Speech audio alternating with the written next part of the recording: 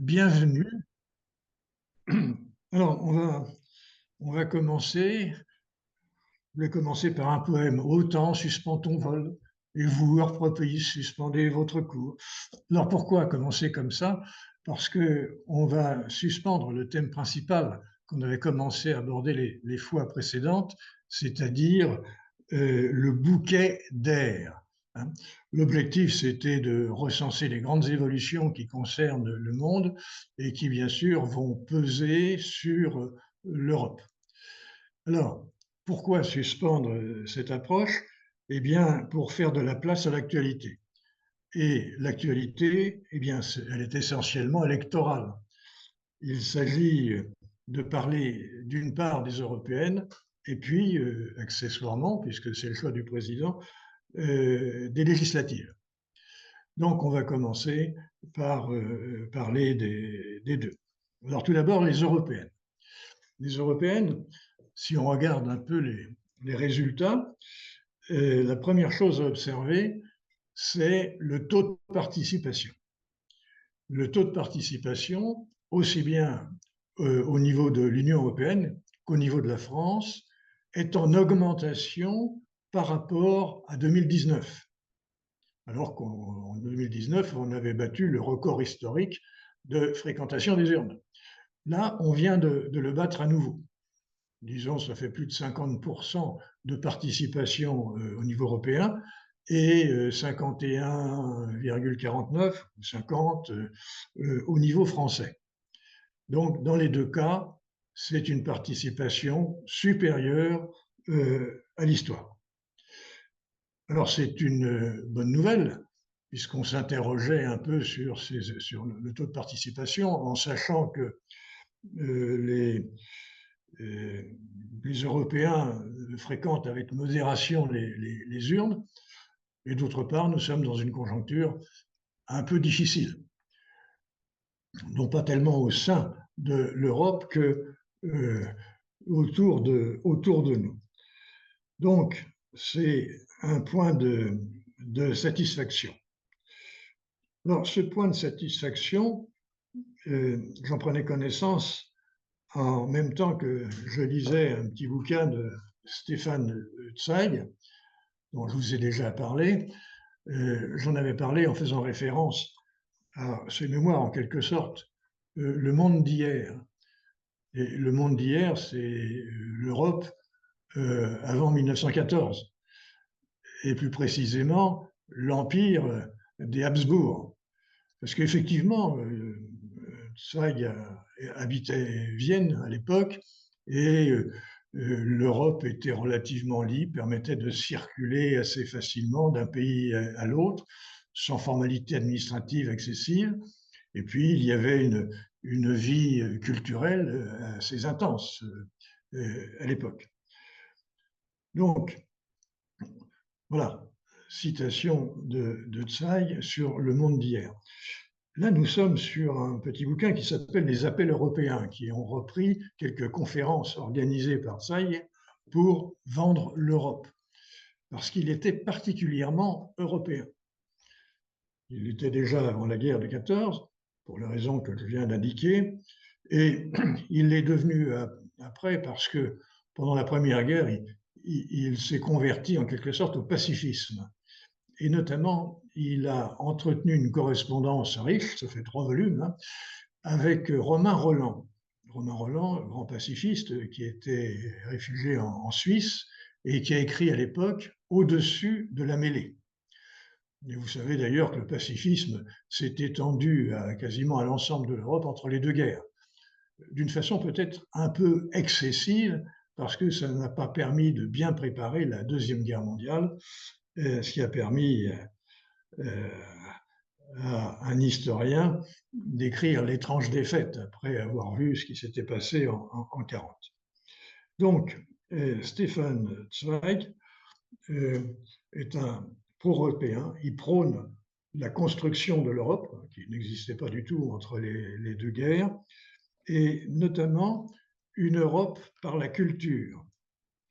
Alors, c'est intéressant à constater parce que aujourd'hui, l'Europe existe depuis 70 ans, elle s'est construite de différentes façons, elle a connu des péripéties, mais la dominante, ce n'est quand même pas la culture. Hein. Même si, à la suite du congrès de La Haye, je crois que c'était en 47, à la suite du congrès de La Haye, on a fondé à Genève un centre culturel européen. Ce n'était pas la dominante quand même de l'époque. Donc, cette proposition de Tsai, qui comportait d'autres éléments. Il a proposé, par exemple, Erasmus avant la lettre. Alors, ce n'était pas le même nom, mais c'était la préconisation d'échanges d'étudiants pour que chacun puisse aller découvrir et la langue et la culture de son voisin, plutôt que d'en faire un adversaire quasiment héréditaire. Donc, il a fait des propositions de ce type. Il a proposé aussi qu'il y ait, par exemple, une presse européenne qui couvre tous les événements qui concernent l'ensemble de l'Europe. Ben, nous l'attendons toujours. Disons qu'en termes de télévision, il y a un peu Arte qui rapproche et l'Allemagne et la France. Donc, quelle conclusion tirer aujourd'hui de ces propositions de Tsai?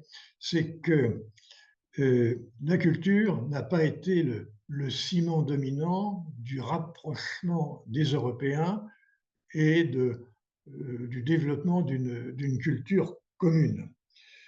Ce qui a contribué à la construction de l'Europe, c'est beaucoup plus l'économie, accessoirement la politique, disons la sociologie. Autrement dit, les liens, la nature des liens qui, nous, les Européens, entre eux, évolue au fil du temps. L'Européen n'est pas unidimensionnel, seulement un homme de culture. C'est certes un homme de culture, mais c'est aussi un homme d'économie, un homme qui se confronte avec la réalité de la géopolitique. Et aujourd'hui, la confrontation avec la géopolitique est peut-être un peu brutale. Hein. Vous avez une montée actuellement des impérialismes autour de nous, vous avez des montées des nationalismes, vous avez une montée quasiment de la haine. Si on regarde la publication de la Russie, de Poutine à l'égard de l'Occident, nous sommes dans le domaine de la haine. Donc, les facteurs d'appartenance et de construction sont divers et multiples.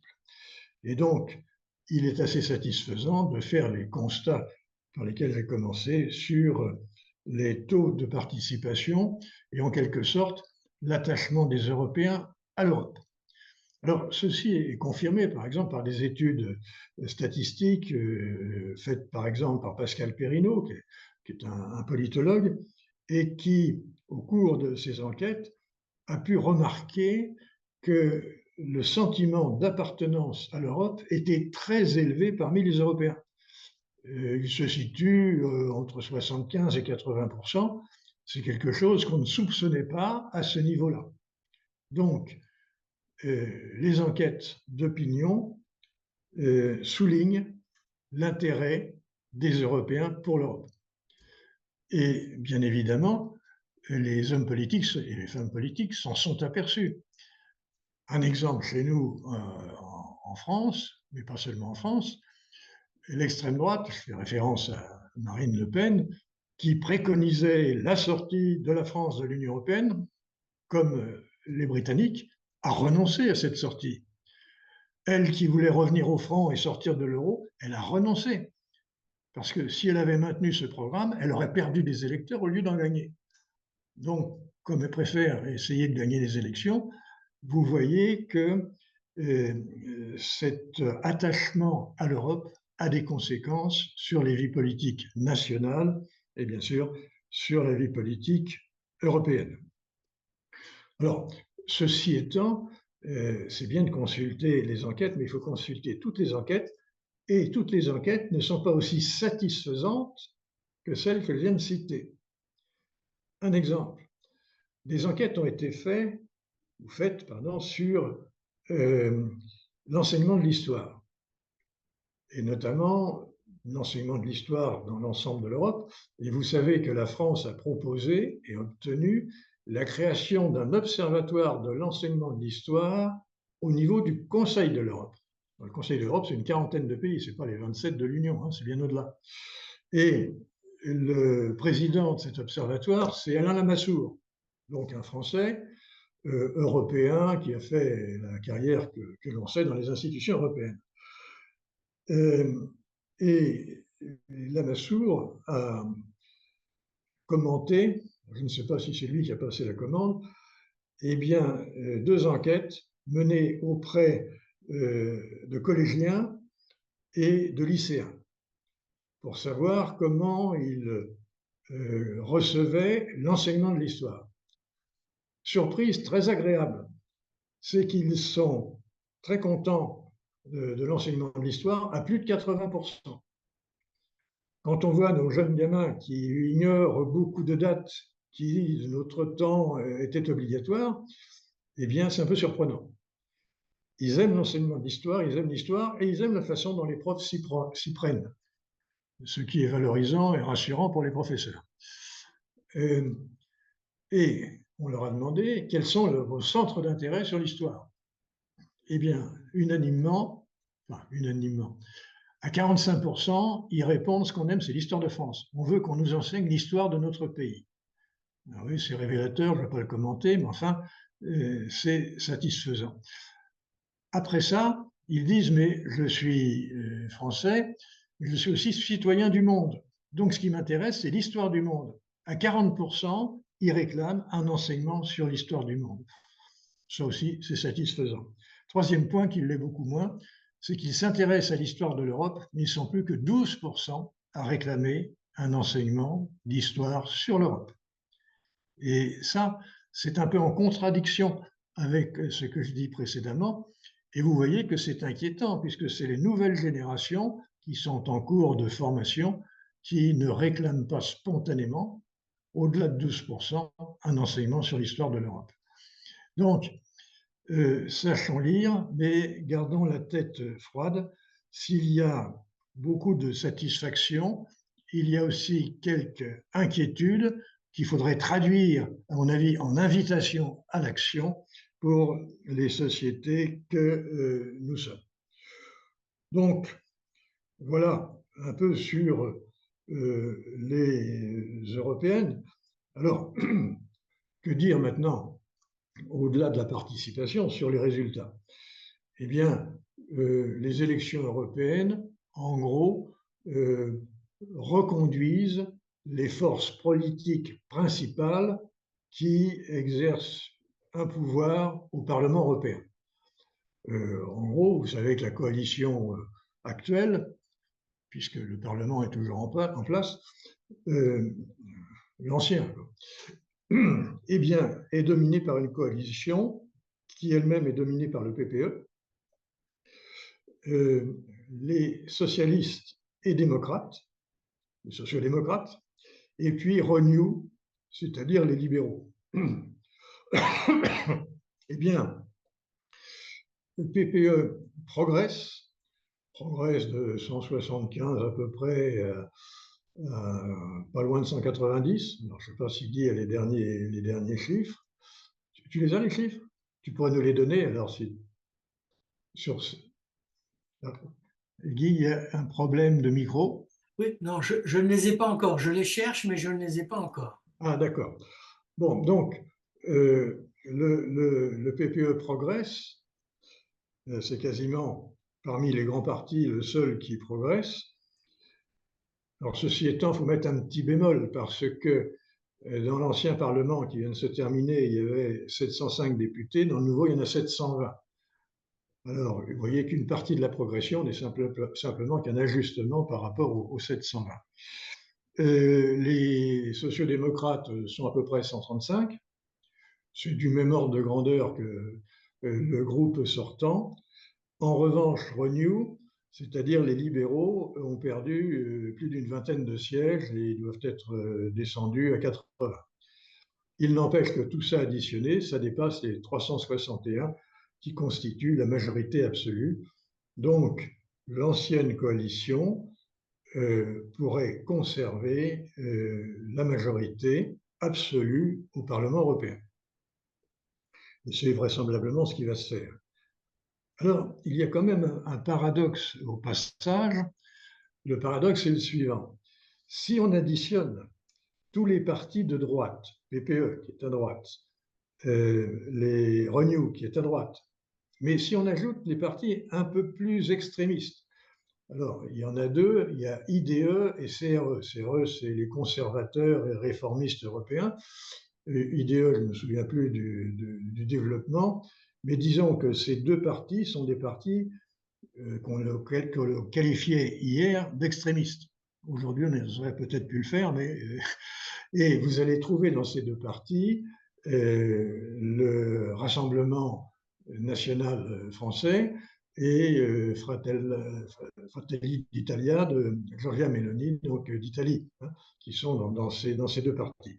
Donc, si on additionne tous les partis de droite, on arrive à un petit peu plus que la majorité absolue.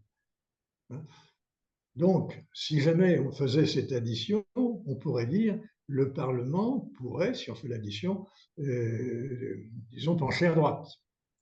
Eh bien non, parce que finalement, tous ces partis ont des différences entre eux et ils s'entendent moins bien entre eux que PPE et Renew ne s'entendent avec les sociaux-démocrates. Donc voilà pourquoi, selon toute probabilité, l'ancienne coalition sera reconduite.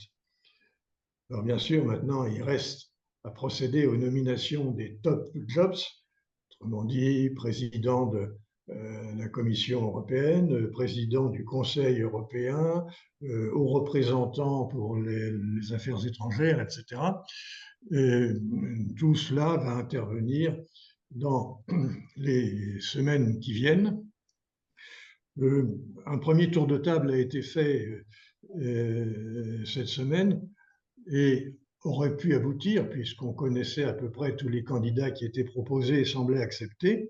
Mais au dernier moment, le PPE, fort de sa progression, a fait de la surenchère dans ses réclamations et il a demandé, en plus de ce qu'elle allait lui être attribué, normalement la présidence de la Commission européenne, il a demandé que la moitié du mandat de président du Conseil européen lui soit concédée.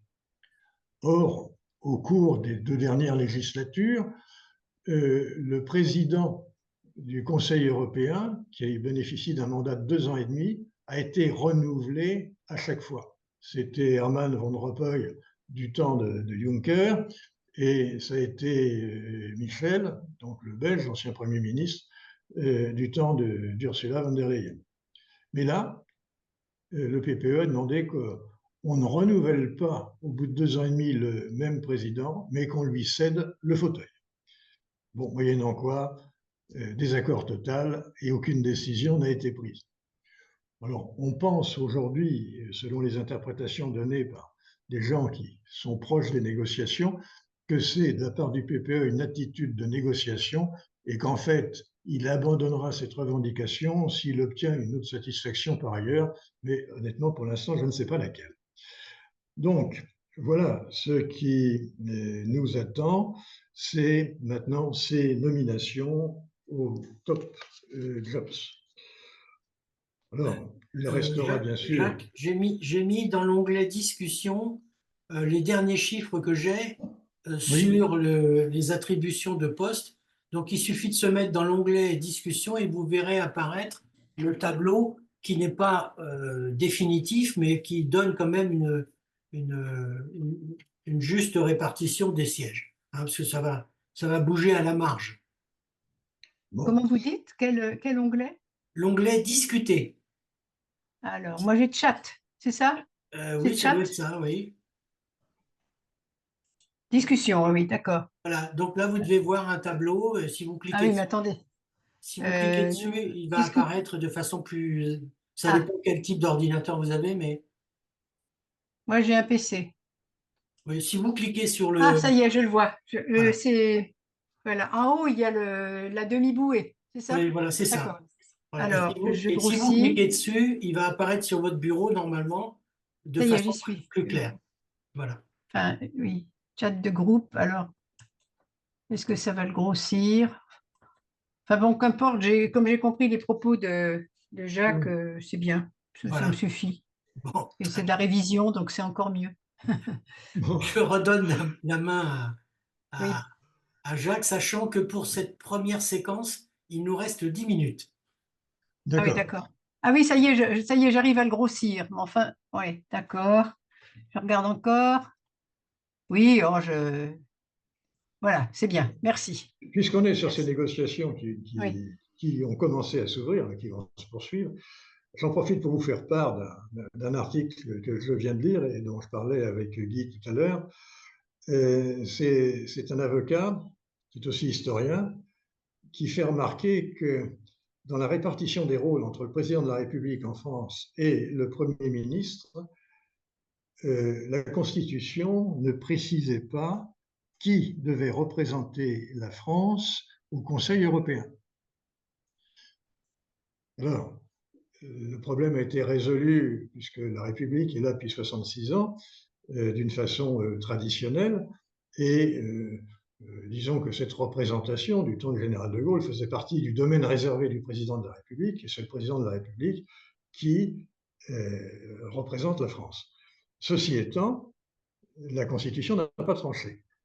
Donc, un Premier ministre, disons, de l'opposition actuelle, pourrait très bien essayer de revendiquer cette représentation. Et à ce moment-là, il voterait pour compte de la France, ce qui n'est pas neutre dans le choix des représentants européens des institutions européennes. Donc, vous voyez un peu quel est l'enjeu. Alors, l'auteur dit il n'y a jamais eu de contestation. Ce n'est pas tout à fait exact. Je me souviens de certains moments de cohabitation où des premiers ministres ont demandé qu'au Conseil européen, il y ait 2 chaises pour la France, une pour le président et une pour le Premier ministre.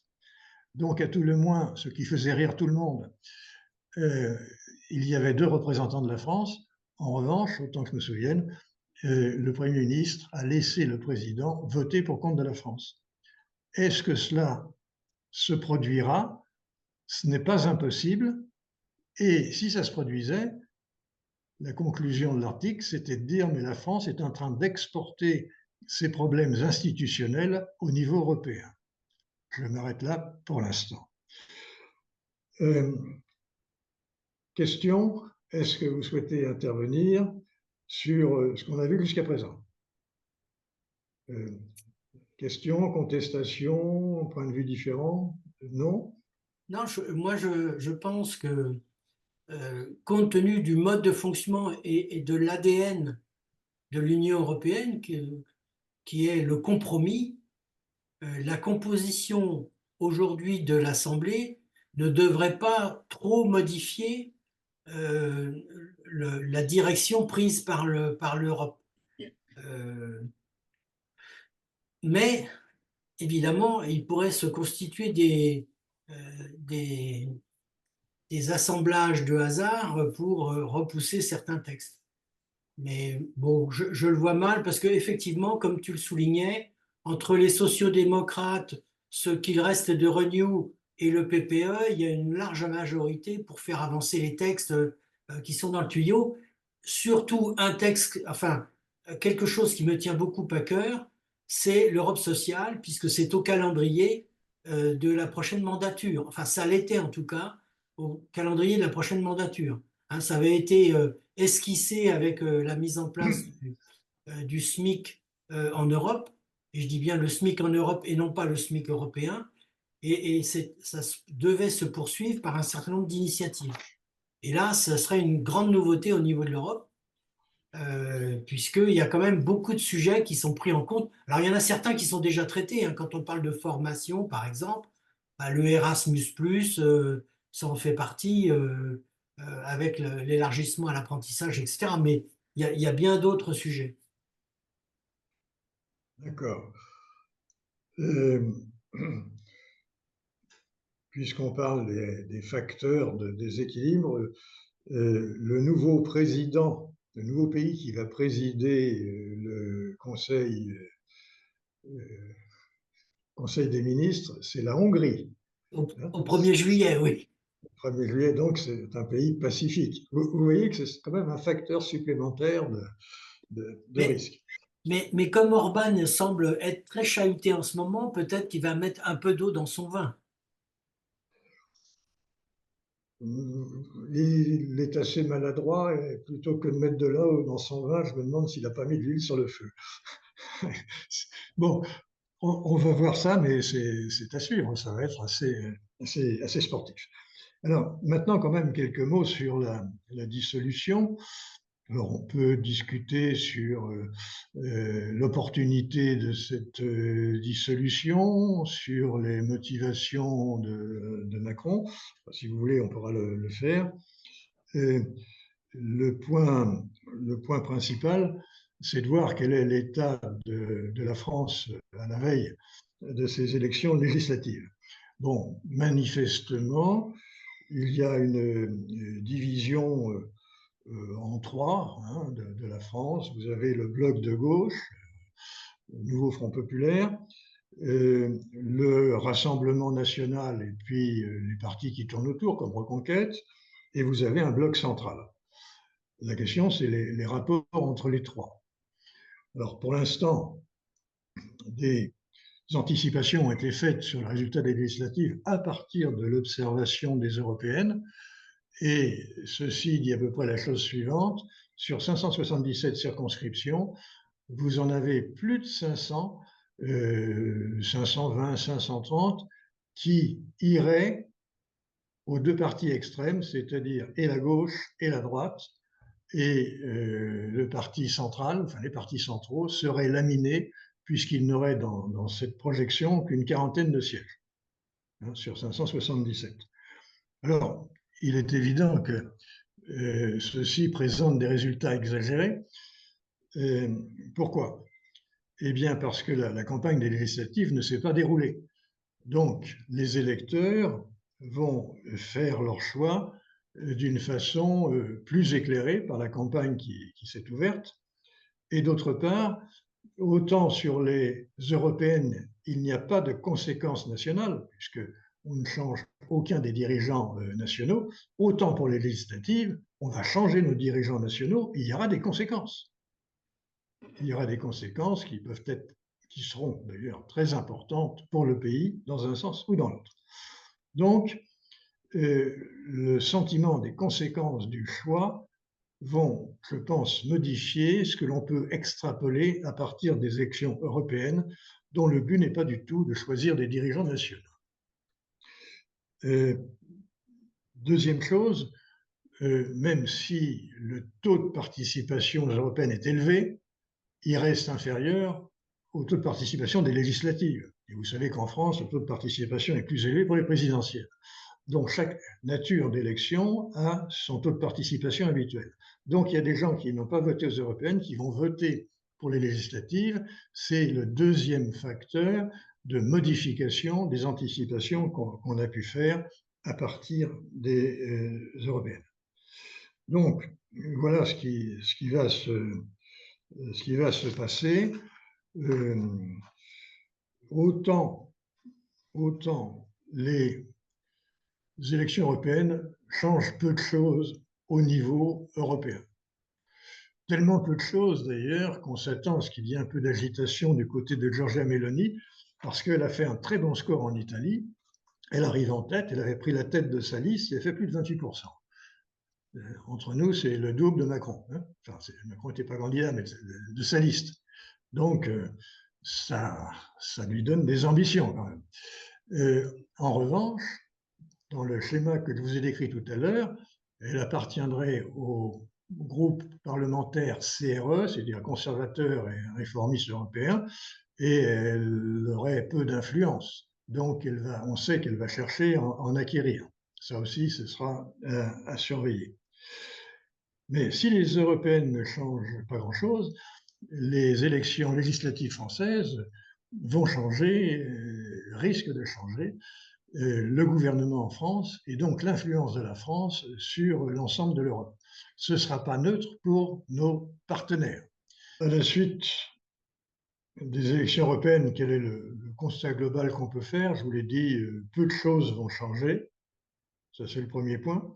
En revanche, il y a une chose qui va changer, c'est qu'il y a une inversion du mal-être entre l'Europe occidentale et l'Europe, disons, orientale.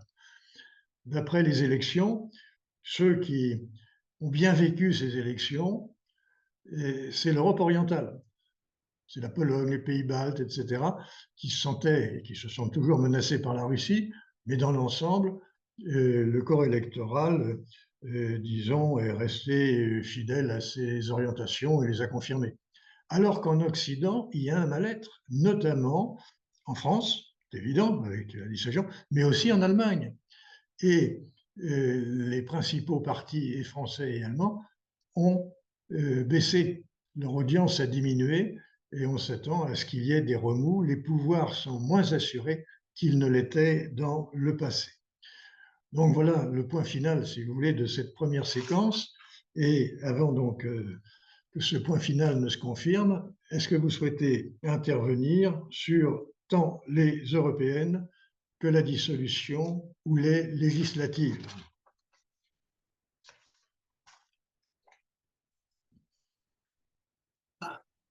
Moi, je pense que la dissolution était inéluctable compte tenu de la force du vote, même si c'était simplement un vote protestataire, ce que l'on saura à l'issue des législatives, mais on était au-delà, très au-delà des prévisions les plus pessimistes concernant le score de l'extrême droite.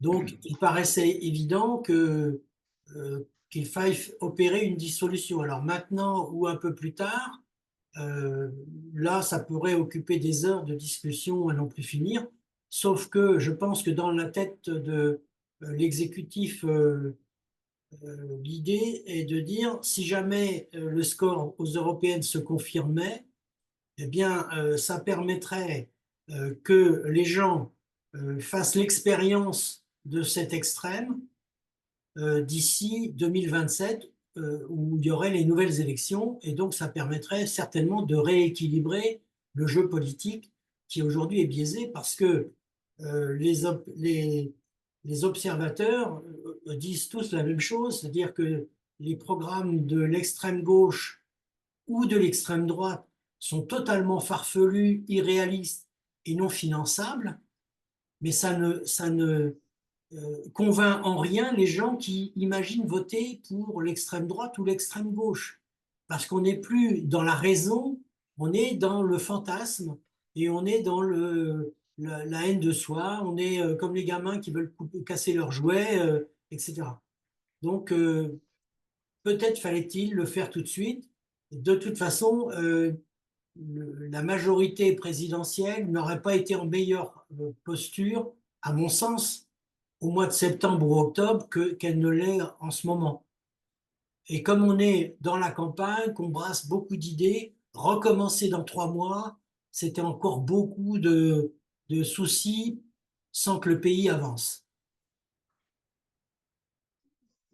Alors, sur l'opportunité des réactions, maintenant c'est plus facile bien sûr de réagir a posteriori. Le moment de constituer une coalition, c'était au lendemain des législatives de 2022, lorsque Macron s'est aperçu qu'il n'avait qu'une majorité relative et pas absolue. On pense qu'il aurait été opportun à ce moment-là de chercher à constituer une majorité de coalition. Soyons clairs, ça veut dire de passer un accord avec les LR. À condition, bien sûr, que ceux-ci ne mettent pas des conditions inacceptables. Ça a été raté. Il n'y a pas eu de volonté d'aboutir à ce moment-là. Deuxième chose, en ce qui concerne le choix actuel, il y a une interpellation quand même. Nous sommes à la veille des Jeux Olympiques. C'est-à-dire on va devoir jouer un rôle international. Et si vous regardez le passé, c'est une opportunité pour les terroristes internationaux pour faire des ravages. Rappelez-vous les attentats de Munich. Et on peut s'interroger sur le moment d'envoyer à Matignon et au ministère de l'Intérieur des néophytes qui n'ont rien préparé de la sécurité des Jeux que la France doit assurer. Donc là, il y a quand même un point d'interrogation. Bon, ça c'est première interrogation. Le deuxième, après, effectivement, on peut s'interroger pour savoir si on n'aurait pas pu attendre un peu. Ça se débat. Dernier point, tu as parlé un peu rapidement de l'exécutif. Ce n'est pas l'exécutif. Regardez la tête du Premier ministre. Il n'est pas partie prenante dans la dissolution. Ça se voit assez. Hein. La dissolution, c'est le président seul avec quelques conseillers. Mais regardez simplement les réactions de la plupart des ministres qui sont au pouvoir. Ils n'étaient pas au courant. Ils ont du mal à dire qu'ils ne sont pas d'accord. Maintenant, la décision est prise, il n'y a plus qu'à essayer de survivre. Mais, comme dit Luc Ferry, c'est le président Narcisse qui nous a embarqués dans cette galère. Il va en payer la facture, mais nous avec. Voilà, je résume. Mais c'est quand même un petit peu ce qui se passe.